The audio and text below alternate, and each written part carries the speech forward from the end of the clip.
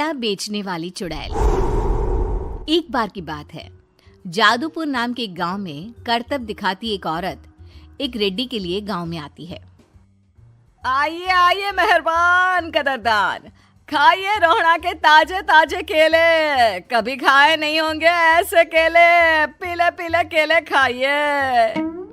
ये कहकर रोहड़ा हाथों में 4 केले लिए उन्हें सर्कल में जोर जोर से हवा में उछालती हुई करतब दिखाती है, जिसे देखकर आसपास के सारे बच्चे अपने अपने मम्मी पापा से उस औरत के पास जाने की जिद करने लग जाते हैं। पापा, ऐसा तो सर्कस में बॉल से होता है ना, ये आंटी तो केले से कर रही है। चलिए ना पापा, देखते हैं। रोहड़ा एक पतली सी तार पर चलती हुई केलों से करतब दिखाती है। आते जाते सभी लोग बाहर रुककर उसके करतब देखते हैं और वाह वाही करते नहीं थकते। जैसे ही एक आदमी पास आकर उसे पैसे देने लग जाता है, तब वो कहती है, अरे नहीं नहीं साहब, मैं करतब तो बच्चों के मन को बहलाने के लिए करती हूँ। धंधा तो मेरा केले का है। पीछे देखो मेरी रिड्डी, जो भी मेरे केले खाएगा मेरी तरह चुस्त दुरुस्त और तंदुरुस्त हो जाएगा। पता चलता है क्या कि मेरी उम्र 55 की है। अरे पर ऐसे ठंड के मौसम में कोई केला क्यों खाएगा? ये ऐसे वैसे केले नहीं है साहब, ये शरीर में गर्मी देते हैं। ठंड को दूर भगाए जो भी रोहिणा के केले खाए। पापा, अगर मुझे केले नहीं मिले तो मैं घर नहीं जाऊंगी। तभी उसके पापा कहते हैं कि बेटा, केले ठंड में कभी गर्मी नहीं देते। ये सब कहने की बातें हैं, सामान बेचने का तरीका है इनका। पर पिंकी नहीं मानती। मैं केले खाऊंगी। पिंकी की जिद के आगे नत्थू हार जाता है और उसे केले खरीद कर दे देता है। पिंकी खुश होकर केले घर ले आकर खाती है। अब मैं भी करतब करूंगी, कितना मजा आएगा। जादुई केले। पिंकी पहला केला खत्म भी नहीं करती कि वो बेहोश हो जाती है। दूसरे केले से एक काला धुआं आता है और रोहड़ा चुड़ैल बनकर बाहर निकल आती है। मेरे भूतिया केले बच्चे न खाए, ऐसा हो ही नहीं सकता। जादूपुर वालों, कब तक बचोगे? आ गई हूं मैं रोहड़ा, जिसका कोई नहीं कर सकता सामना। रोहड़ा पिंकी को गोद में उठाकर काले धुएं में कहीं गायब हो जाती है। शाम के वक्त नत्थू घर लौटता है और पिंकी को घर में ना पाकर उसकी माँ से कहता है, माँ पिंकी कहाँ है? अरे बेटा, उसे तो तू सुबह करतब दिखाने ले गया था ना, फिर कहाँ वापस आए तुम दोनों? मुझे लगा तू उसे अपने साथ मंडी ले गया होगा। हे भगवान, मेरी बच्ची कहाँ गई? मैं उसे घर ही तो छोड़कर गया था माँ। नत्थू गांव के घर कोने में अपनी बेटी को ढूंढता है, पर उसे वो कहीं नहीं मिलती। परेशान होकर आखिर रो रो कर नत्थू हिम्मत हार कर घर लौट आता है। अगली सुबह रोहड़ा फिर से करतब दिखाने आती है और इस बार पिंकी की तरह रोनी केले खरीद लेता है। 50 रुपए दिए थे पापा ने, सारे पैसों की मैंने केले खरीद लिए हैं।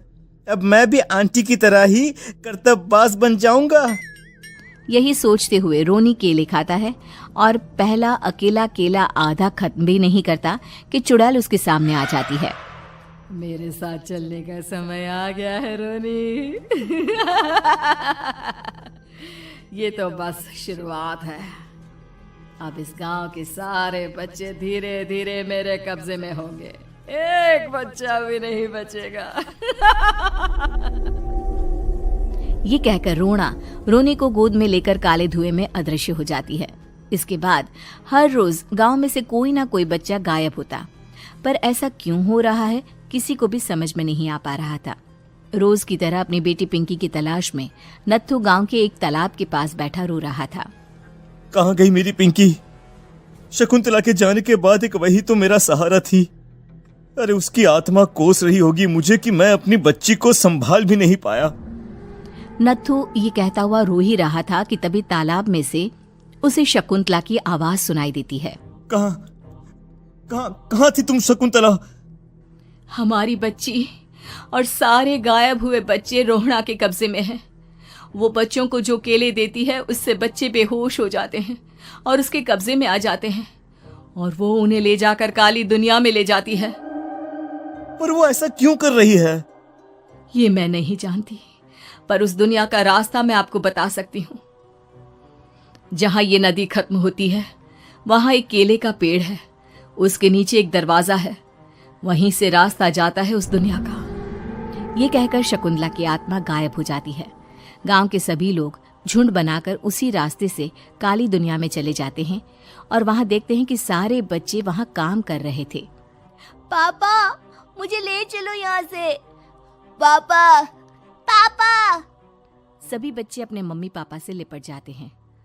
तो तुम लोग यहां तक आ गए?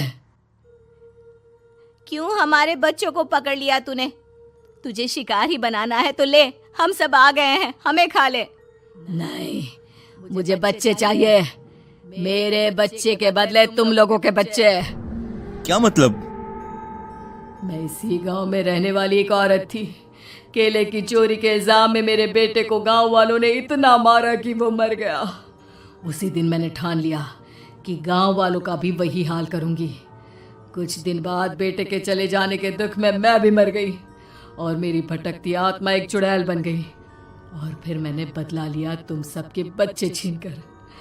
बर्दाश्त नहीं कर पाए ना, सोचो मुझ पर क्या बीती होगी।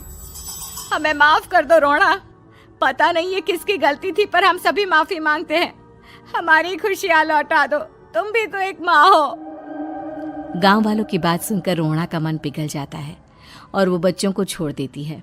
उसके बाद काली दुनिया बच्चों के लिए जादुई दुनिया बन जाती है। अब कोई भी कभी भी वहां आ जा सकता था।